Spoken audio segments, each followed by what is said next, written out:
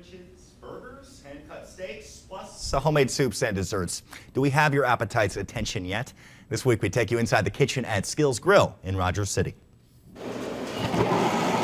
We cook from scratch. We've always enjoyed cooking. Scott is a chef, culinary trained. We've just always cooked. A passion Scott and Jill Schroeder couldn't resist sharing with others. With Scill's Grill, it became their livelihood and very much a family affair. We got a half roast beef melt and a half roast beef melt, both cups of soup.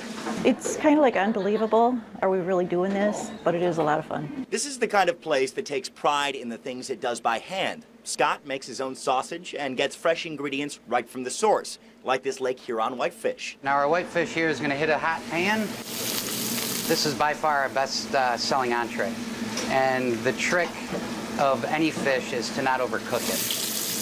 Scill's Grill started in a strip mall 6 years ago. It stayed true to its roots but become a wild success, thanks almost entirely to word of mouth. There's always people in here, so I know it's caught on. Andrew Stone works just down the road and pulls up a chair 2 to 3 times a week. Today, he's definitely a member of the Clean Plate Club. I had their special today. It was a hot pastrami with some coleslaw on there, and it was excellent. We get the meat in, he seasons, puts it in the smoker. It's about a 10-day process for that.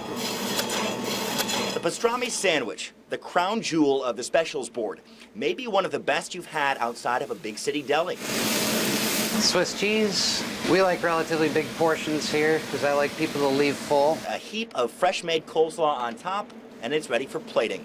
The pastrami may be better known, but the porchetta sandwich should definitely have a place on your culinary bucket list. It's a pork loin that we open up and then we smear it with olive oil, sage, parsley, garlic, salt, pepper. Then we roll it back up. We're going to incorporate a little steam heat.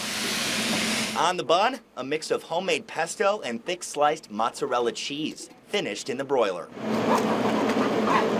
And this is our porchetta sandwich with homemade basil and a homemade onion roll. That was a good bite. I'm taking a bite too.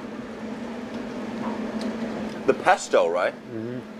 The pesto makes this thing. The juices and the taste of this thing are just coming at you from every angle. If sandwiches aren't to your taste for whatever reason, the ribs are a sure thing. They're house seasoned and sit for 2 days before they're braised, char grilled, and finished. People always say that it's a lot of work to do what we do, but is it really work when you actually love what you do? Just check out this steaming plate of ribs. Just beautiful. They're delicious, I can assure you. Nice piece of red velvet cake to top it all off. And you can be sure, if it's spread mainly by word of mouth, that it is pretty good. We're going to dig in. That's it for us this week. We'll catch you next week on Inside the Kitchen. I'm Charlie Tinker.